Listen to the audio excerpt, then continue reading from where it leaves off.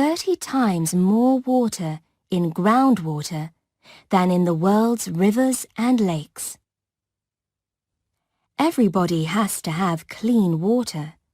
So where does it come from? It comes, of course, from rain. But there are always problems with rain. In some places, it doesn't rain for months.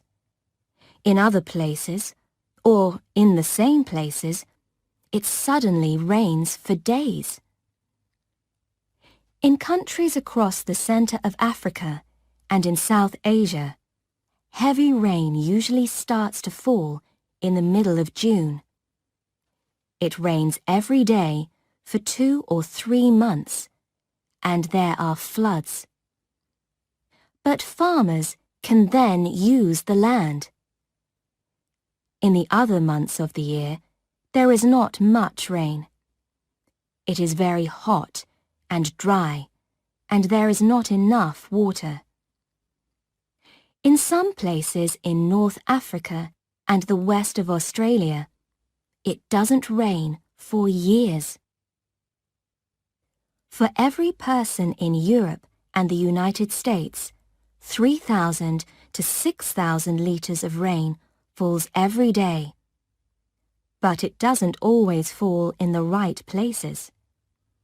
A lot of it falls in mountains, and most people don't live in the mountains. The rainwater runs into the ground or into rivers, and the rivers take it away to the sea. We also lose a lot of rain because it falls in the sea. There is always water in the air. When you put wet clothes out in warm air, they get dry. After it rains on the roads, a lot of the water goes up into the air. You can see it. This happens because the sun is taking the water from the ground into the air. The air takes up water from the seas too, and this water is fresh, not salty. The salt stays in the sea. Warm air can carry more water than cold air. When the air gets colder, it starts to lose the water. Then we see clouds. The air moves in the wind. Then, when warm air meets high ground, it goes higher.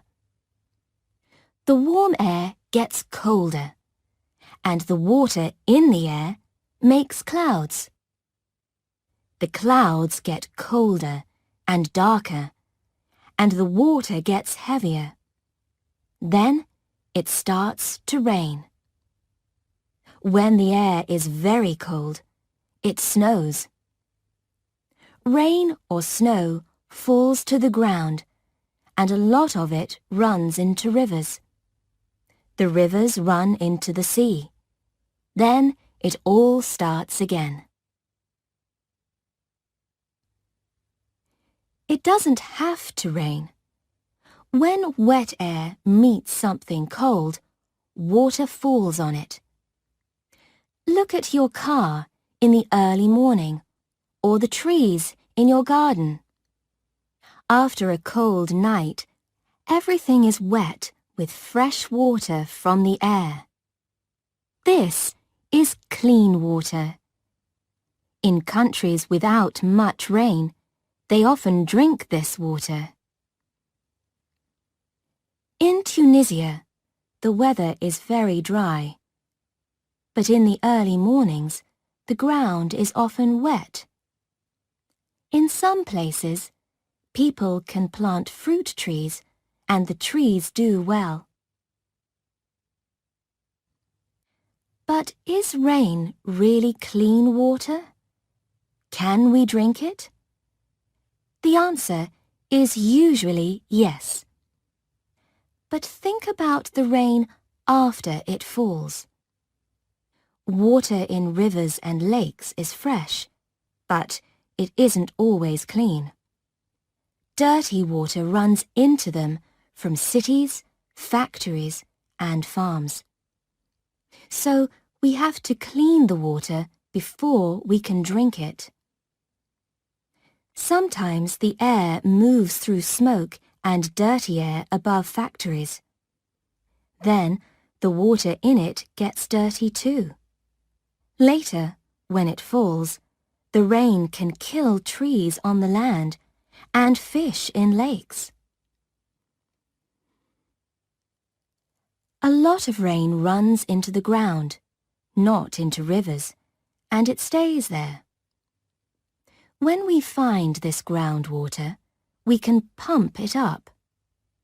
Usually, it is clean and fresh.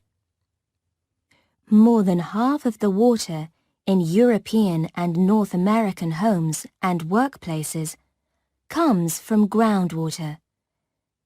Sometimes the water is only 2 or 3 meters under the ground.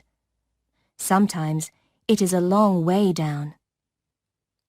In the hottest and driest countries of the world, groundwater is very important.